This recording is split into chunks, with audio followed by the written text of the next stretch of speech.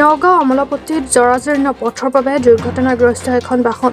নগাঁৱৰ আমোলাপট্টিত জৰাজীৰ্ণ পথৰ বাবে দুৰ্ঘটনাগ্ৰস্ত হয় AS02 ER4392 এখন ই-ৰিক্সা।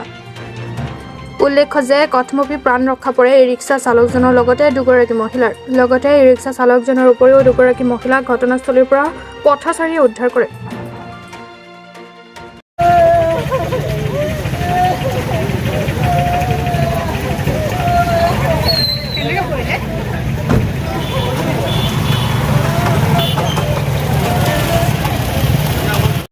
মানে গাড়িতে চাপি হয়েছে কাটিবলে জায়গা নাই আমাদের পাল্টে